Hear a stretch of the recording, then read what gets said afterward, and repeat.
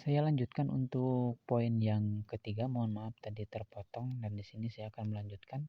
Yang ketiga itu adalah tentang keturunan atau nasab yang mungkin Nabi katakan itu harus eh, nasabnya atau keturunannya itu adalah yang baik-baik.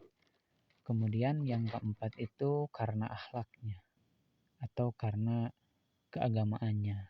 Nabi eh, mengharuskan memilih pasangan itu dengan poin yang keempat ini, yaitu karena akhlaknya. Karena kalau kita memilih karena kecantikannya, itu mungkin kecantikan itu atau atau gantengnya para laki-laki itu akan sirna seiring berlanjutnya atau bertambahnya usia. Yang kemudian yang kedua itu karena hartanya. Harta itu tidak kekal dan abadi, maka suatu waktu ketika seseorang memilih pasangan karena hartanya, mungkin hartanya tersebut akan habis.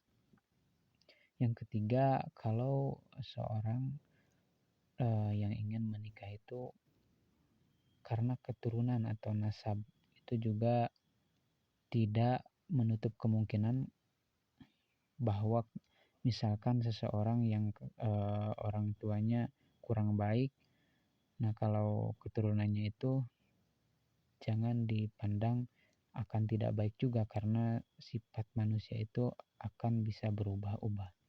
Kemudian yang Nabi haruskan itu adalah poin yang keempat, yaitu nikahilah seseorang karena ketakwaannya atau akhlaknya atau keagamaannya, karena seseorang manusia dianggap sama di hadapan Tuhan kecuali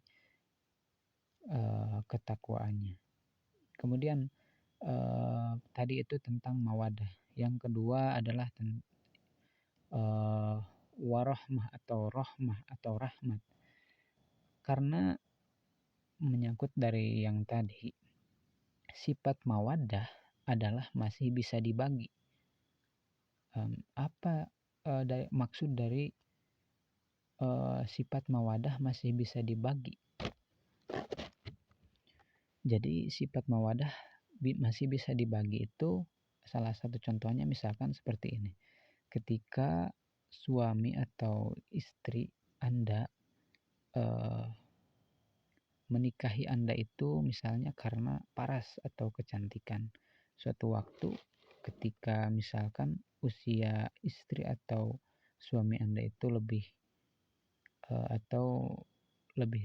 tua atau mungkin bertambah usia dari tadinya misalkan cantik kemudian misalkan ganteng, kencang atau apalah itu.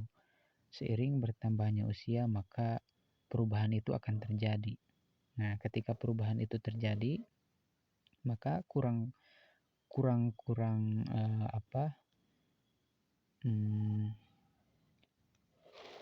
keteguhan, kemudian misalkan kurangnya rasa kasih sayang tadi karena menikahi seseorang itu mungkin karena cantiknya atau parasnya, maka ketika perubahan itu terjadi, hatinya itu akan menoleh kepada yang lain. Nah, itu yang dimaksudkan dengan mawadah itu masih bisa dibagi.